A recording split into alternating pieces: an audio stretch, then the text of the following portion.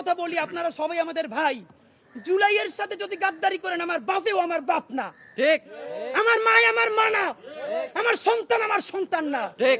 ছাত্র উপদেষ্টা দুইজন, আসিফ মাহমুদ, মাহফুজুল আলম, যদি সত্যি দায় দারদের রাজনীতি থেকে থাকে, জুলাই জনতার প্রতি আপনাদের দরদ থেকে থাকে, আজকে না আগামী 3 দিনের মধ্যে এই চেয়ার লাথি মেরে আমাদের কাতারে চলে আসেন। তোমরা কেন একা একা মাস্টার মাইন্ড হইতে গেলে আমারে বলো। ঠিক। তোমরা কেন বললো না এই আন্দোলনের মাস্টার মাইন্ড 18 কোটি জনগণ? ঠিক।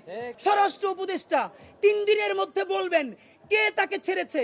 যদি আপনার কোনো দায় না থাকে আপনি ক্লিয়ার করবেন। জুলাইকে আমরা কোনো গাদ্দারের হাতে ছেড়ে দিব না। ঠিক।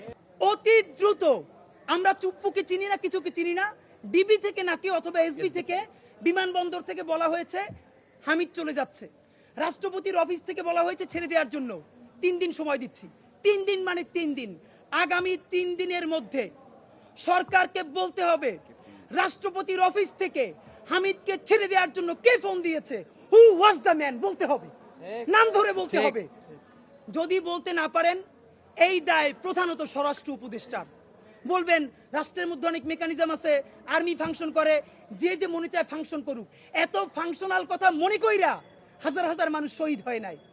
আমাদের সাথে এখনো শত শত শহীদ পরিবারের কথা হয়।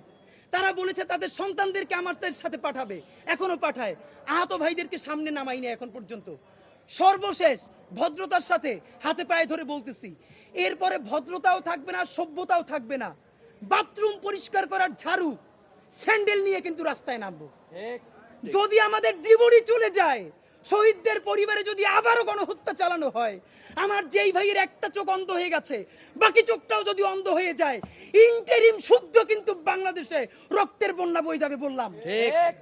আমাদেরকে বলা হয় আমরা ভায়োলেন্ট কথা কেন বলি, কাজ করে ভায়োলেন্ট, গণহত্যাকারীরা পালাইতে দেয়, হাজার হাজার কোটি টাকা খায়, বদমাইশি করে, টেন্ডারবাজি করে, গণহত্যা প্রত্যেকটা খুনিকে সীমান্ত পার করে দেয়।